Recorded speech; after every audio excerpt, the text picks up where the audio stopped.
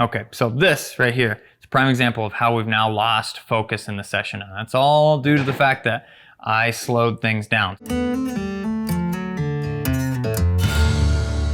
Hi everybody, Ethan here, and I have our little lab puppy that we are naming Clutch. And if you have watched our Yawa, you would already know that. So, check that out.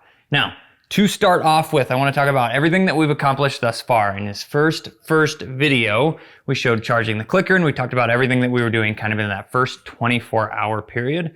We are now rolling up on his first week, okay? Life happens, right? We have done a lot of clicker charging sessions because I want to show you guys what things look like training him.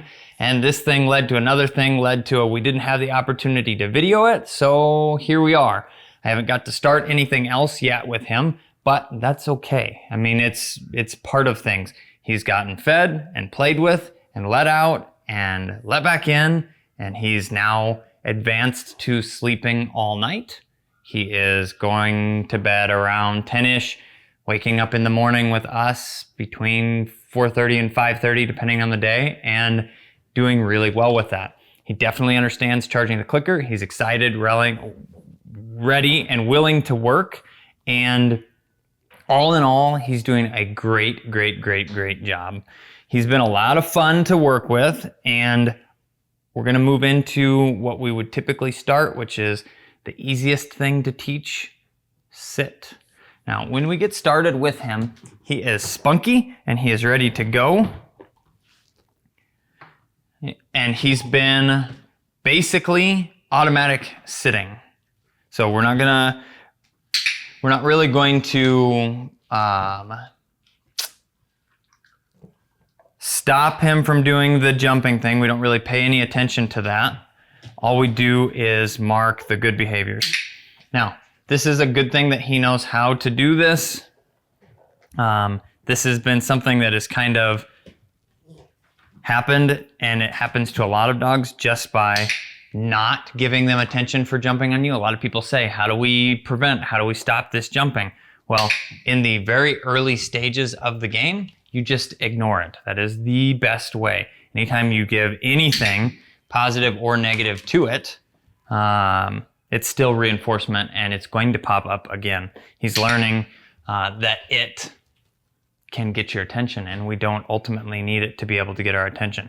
So he's doing a fantastic job sitting. We're gonna get him to move again. Oh, he's sitting behind me. Good. He's doing all of this on his own. This would be more or less the equivalent of free shaping the sitting behavior. We're just marking when he does it. There's zero input from me.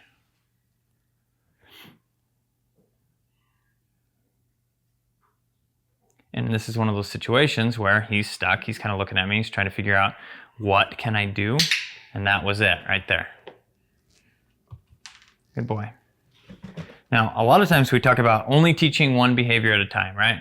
Well, this one he figured out really easily.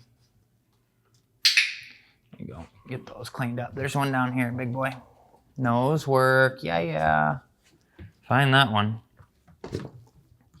Good. So, like I said, he kind of already started doing this, and though I haven't really been working or marking on it, this one's coming very naturally to him.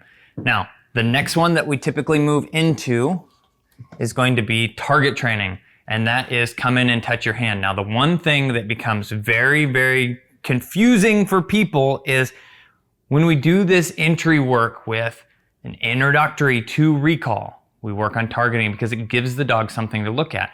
But once we move into more advanced recall work, the target touching importance goes away. The goal is that the dog gets to you. So work on targeting because it teaches the dog to learn how to work for something new. It's a new behavior that they can learn, but then it can go away when we move into more advanced work like collar conditioning down the road. Dog gets back to you, that's our end goal. So we have been feeding him out of our hand almost every single meal. I think there's probably only one meal he's eaten out of a bowl thus far. And he's ready to come in and eat food out of our hand. So this is very natural, very easy to teach. We put our hand down, And when he comes in and touches it, we mark that. The movement pulls him in, and then the treat comes afterward. Now, in this first week, he's very focused, so we're already moving into some variable reinforcement here. These are all things that if you've watched some of our other series, you've seen us go through with a puppy. Good. Good job. We have to evaluate. He's very driven, willing to work, excited to please, and we are able to keep his focus. If I start asking too much of him, he's going to get lost in that and leave the session or get distracted by something that's more important to him. Good. Good job. Let's see. The cool thing about using a clicker is it's the same every time. It's going to mark these behaviors, but at the same time, it gives us time to get him that reward. We've got time after the fact, and he's also learning patience, right? It's not 100% instant gratification here. He's learning that sitting is getting him attention. He's learning that coming and touching her hand is getting her attention. These are all going to be good things. We're going to do a few more reps here, and then we're probably just going to give him a jackpot and finish this up. Now, if this is your first time to our channel, this is the first video that you're finding. If you've made it this far, you should subscribe, because we're going to be doing an entire series with this guy, and it's going to be really, really cool to watch his development and growth. Good. Now, in this first week, a couple of the other things that we've been doing is yesterday he got a nail trim again, and he did well with that. I'll be able to show you just another progress report here on nail trimming down the road, but we have started 2 behaviors. Now, I want you to notice something. At the beginning of the session, we were working on sitting. He was doing that pretty well. Then when I made this transition, because this is the first time I've worked on targeting, I didn't go back to marking any sit. I want to see the 1. Now, the next thing that I will mark him is going onto his dog bed. That place training is going to be very important in his life, especially with the steadiness aspect of things. So those 3 behaviors, so we have a pretty good understanding with them. Then I'm going to put more focus on sit and teach it on cue. Then I will put focus on targeting and teach it on cue of here. And then we will finish by putting more focus on the place training aspect of things, and we will use the cue kennel.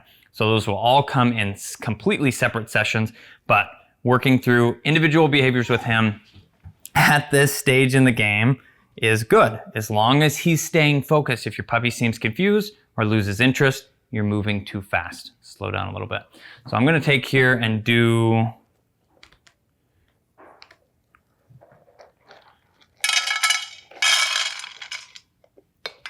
he's got probably about half of his meal left, and I would like to see him just sit for his remaining meal here.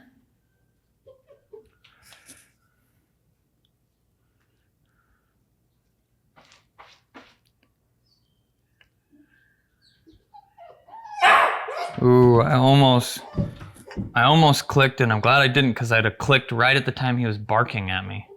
That would have been a mistake. You see how he's thinking, how he's working? He's trying to make his brain understand what he needs to do to get that next reward. And what he's learning right now is a whole bunch of things that don't work. Jumping, barking, wandering away from the training session. He will do it here in a second.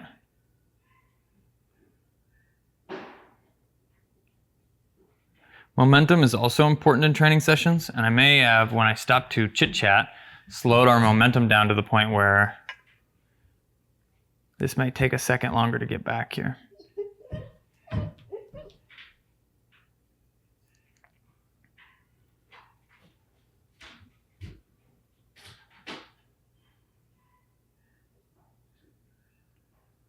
So I haven't lost focus though, which is an important thing to keep in mind here. He's paying attention, just trying to figure out what he has to do to get rewarded. These earlier training sessions can take a little while.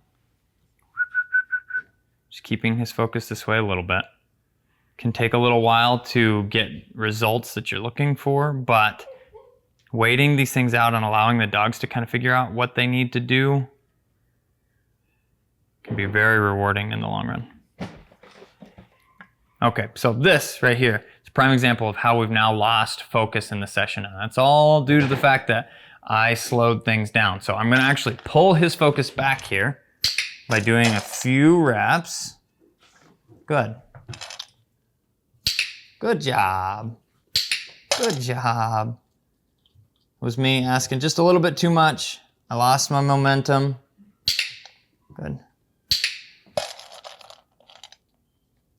Good boy. There's one.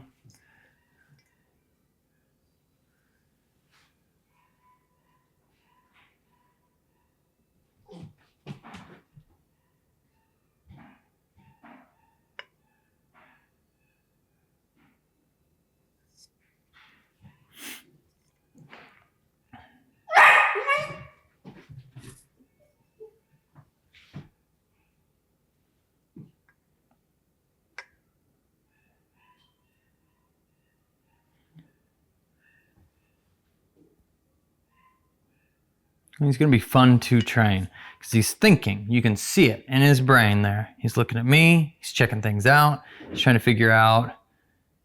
I'm trying to cue him as little as possible, but that was enough to get it done, that baby step toward him.